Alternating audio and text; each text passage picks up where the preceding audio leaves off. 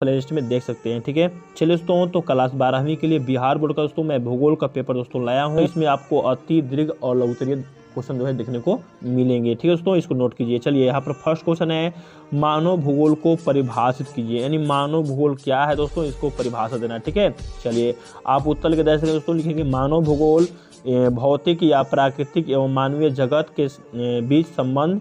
ठीक है, मानवीय घटनाओं दोस्तों, मानवीय परिघटनाओं का स्थानिक वितरण तथा उनके घटित होने के कारण एवं विश्व के विभिन्न भागों में सामाजिक और आर्थिक विभिन्नताओं का अध्ययन करता है, जिसे हम मानव भूगोल के नाम से जानते हैं। ठीक है दोस्तों इसका स्क्रीनशॉट अवश्य ले लीजिए। नेक्स्ट क्वेश्चन है, मानव भूगोल किस प्रकार अन्य सामाजिक विज्ञानों से संबंधित है। ठीक है, तो उत्तर लिखा जाएगा दोस्तों, लिखेंगे हम जानते हैं कि मानव भूगोल के अंतर्गत मानव के सामाजिक, आर्थिक एवं राजनीतिक और जनांकीय विशेषताओं का अध्ययन होता है। इन विशेषताओं का अध्ययन विशेष रूप से क्रमशः समाजशास्त्र, अर्थशास्त्र, राजनीति शास्त्र और जनांकी में किया जाता है। इस प्रकार मानव भूगोल इन विशेषताओं से संबंधित है। यहाँ पर देखिए अगला क्वेश्चन है, मानव विकास के 4 स्तंभ कौन से हैं दोस्तों। ठीक है, तो लिखिए दोस्तों उत्तर का डैश, मानव विकास के 4 प्रमुख स्तंभ इस प्रकार है। ठीक है, स्तंभ का मतलब होता है घटक। ठीक है, पहला दोस्तों यहाँ पर लिखेंगे समता, दूसरा है सतत पोषणीयता, तीसरा दोस्तों उत्पादकता और चौथा हो जाएगा सशक्तिकरण। ठीक है, और यहाँ पर देखिए दोस्तों, समता का अर्थ होता है कि लोगों को लिंग, प्रजाति या आय इत्यादि के भेदभाव के विचार के बिना उपलब्ध अवसरों तक समान पहुंचाया जाए। और अगला है दोस्तों, आप अगला याद करेंगे, पोषणीयता का अर्थ है अवसरों की उपलब्धता। दोस्तों पोषणीयता का अर्थ है अवसरों की उपलब्धता में निरंतरता, जिससे प्रत्येक पीढ़ी को समान अवसर मिले। उत्पादकता का अर्थ होता है लोगों में क्षमताओं का निर्माण करके मानव श्रम उत्पादकता में वृद्धि करना। ठीक है, अगला आपका लिखेंगे दोस्तों, सशक्तिकरण का अर्थ है दोस्तों, सशक्तिकरण का अर्थ होता है अपने विकल्प चुनने के लिए शक्ति प्रदान करना। देखिए यहाँ पर क्वेश्चन है, निश्चयवाद क्या है दोस्तों। एक क्वेश्चन जरूर एग्जाम में देखने को मिलेगा। उत्तर लिखें दोस्तों, निश्चयवाद पर्यावरणीय निश्चयवाद या नियतिवाद एक पुरानी विचारधारा है। इसके अनुसार विकास की प्रारंभिक अवस्थाओं, ठीक है, मानव प्राकृतिक वातावरण से अधिक प्रभावित हुआ और उन्होंने प्रकृति के आदेशों के अनुसार अपने आप को ढाल दिया। इसका कारण यह है कि मानव के सामाजिक विकास की अवस्था आदिम थी और प्रौद्योगिकी का स्तर अत्यंत निम्न था। उस अवस्था में मानव प्रकृति को सुनता था, उसकी प्रजनता से भयभीत होता था और उसकी पूजा भी करता था। ठीक है, आज भी दोस्तों मानव जो है पूजा करता रहता है। ठीक है, क्वेश्चन जो है देखने को मिलेंगे दोस्तों।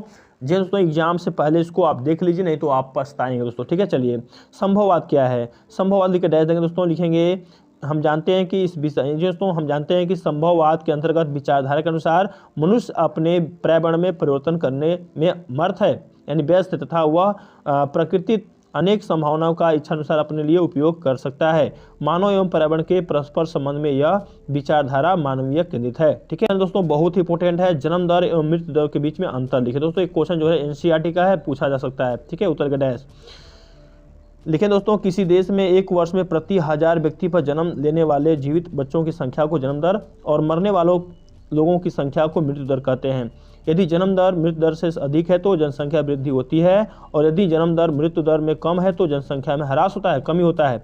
जन्म दर में केवल जन्म लेने वाले बच्चे को सम्मिलित किया जाता है, किंतु मृत्यु दर में सभी आयु की जनसंख्या को शामिल किया जाता है। ठीक है, इस प्रकार दोस्तों नंबर 1, नंबर 2, नंबर 3 भी डालकर लिख सकते हैं। ठीक है, नेक्स्ट क्वेश्चन है, भारत के राष्ट्रीय जलमार्ग का वितरण कीजिए। ठीक है, भारत के राष्ट्रीय जलमार्ग के बारे में लिखना है, अपने भाषा में जितना हो सके दोस्तों उतना लिखिए। ठीक है, लिखेंगे दोस्तों, हम जानते हैं कि भारतीय राष्ट्रीय जलमार्गों के विकास के लिए 1986 ईस्वी में, ठीक है 1986 ईस्वी में अंतर स्थलीय जलमार्ग प्राधिकरण स्थापित किया गया था। इस प्राधिकरण ने 3 अंतर स्थलीय जलमार्गों को राष्ट्रीय जलमार्ग घोषित किया गया। पहला है राष्ट्रीय राजमार्ग, जिसमें आता है दोस्तों इलाहाबाद से हल्दिया तक 1620 किलोमीटर लंबा। यह जलमार्ग भारत का सर्वप्रमुख जलमार्ग है। यह हल्दिया से फरक्का और पटना होते हुए इलाहाबाद तक पर है।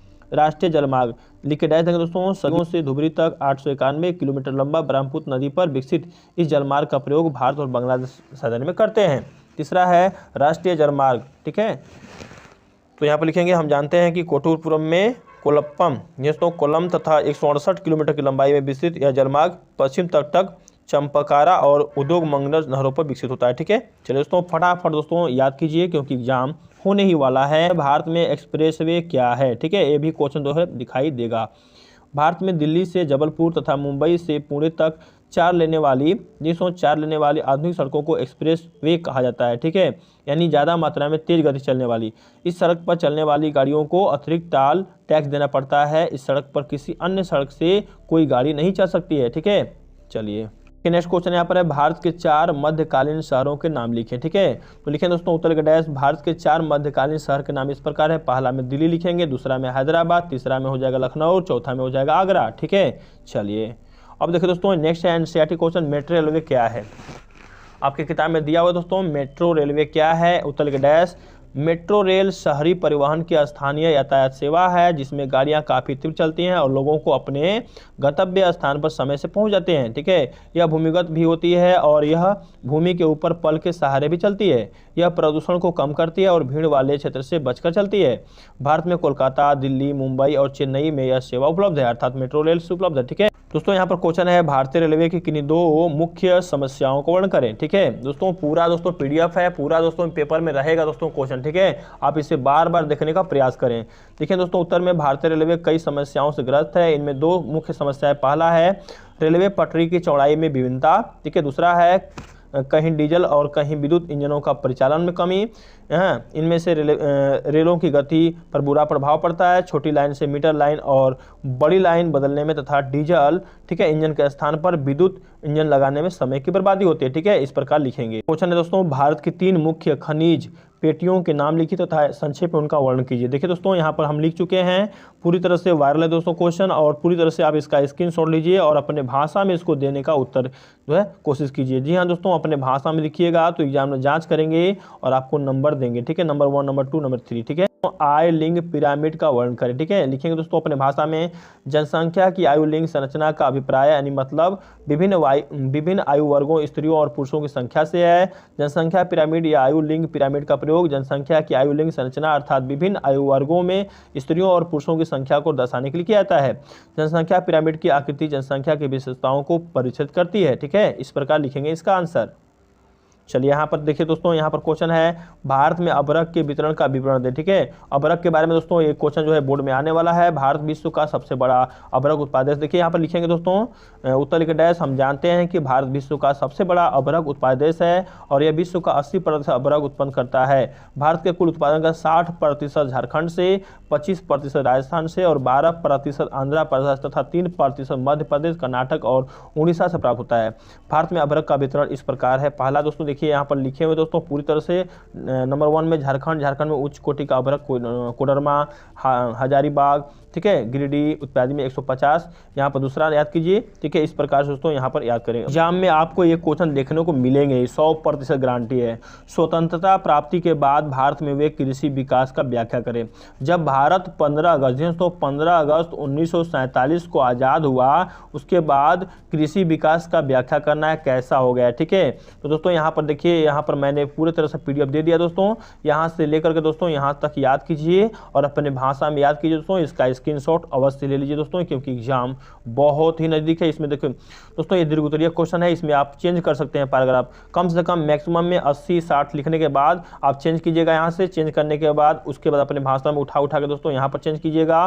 ठीक है, इस प्रकार लिखेंगे दोस्तों। ठीक है, चलिए दोस्तों इसका स्क्रीनशॉट। दोस्तों नेक्स्ट क्वेश्चन VVI है और वायरल है, पूरी तरह से एक क्वेश्चन आएगा। भारत में गेहूं उत्पादन क्षेत्र अर्थात वितरण का वर्णन कीजिए। दोस्तों पूरे यदि वीडियो देख पाए दोस्तों तो आपको काफी लाभ होगा और एग्जाम में काफी फायदा उठा पाएंगे। देखिए दोस्तों, यहाँ पर लिखेंगे उत्तर में, भारत में गेहूं की खेती मुख्यतः सतलज के मैदान, ऊपरी और मध्य गंगा के मैदान तथा मध्यवर्ती भाग में होती है।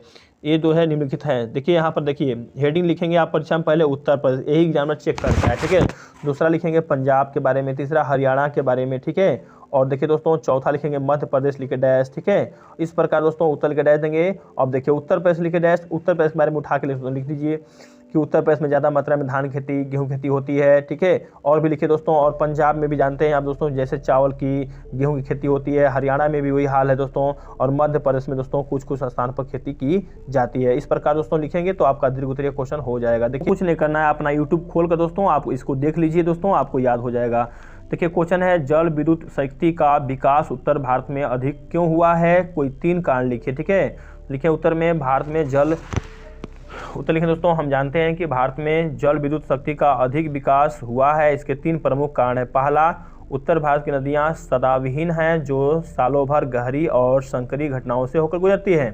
दूसरा है इन पर बांध बनाना और विद्युत का उत्पादन करना आसान है। तीसरा है उत्तर भारत में अधिक जनसंख्या के कारण घरेलू कृषि और औद्योगिक तथा नगरीय क्षेत्रों में बिजली की मांग अधिक है। ठीक है, इस प्रकार दोस्तों इसके कारण ही बिजली उत्पादन होता है। ठीक है, क्वेश्चन रह सकता है सतत पोषणीय विकास की संकल्पना को परिभाषित करें। लिखेंगे उत्तर के डैश सतत पोषणीय। लिखिए दोस्तों, हम जानते हैं कि सतत पोषणीय विकास का अर्थ है एक ऐसा विकास जिसमें भविष्य में आने वाली पीढ़ियों की आवश्यकता पूर्ति को प्रभावित किए बिना वर्तमान पीढ़ी द्वारा अपनी आवश्यकता की पूर्ति करना। ठीक है, इस प्रकार को हम लोग बोलते हैं सतत पोषणीय विकास। ठीक है, इसका अर्थ यह होता है कि मृदा या वन जैसे मूल्यवान संसाधनों का उपयोग इस गति से किए जाए ताकि इससे पर्यावरण संतुलन भी कायम रहे। ठीक है, इस प्रकार इसका आंसर लिखें। क्वेश्चन आ सकता है एग्जाम में आपके। चलिए, स्वर्णिम चतुर्भुज राजमार्ग पर टिप्पणी लिखें। ठीक है, उत्तर के डैश भारत के महानगरों में दोस्तों यहाँ पर लिखेंगे भारत के महानगरों के बीच समय और दूरी को कम करने के लिए स्वर्णिम चतुर्भुज परम राजमार्ग का निर्माण किया गया है। इसमें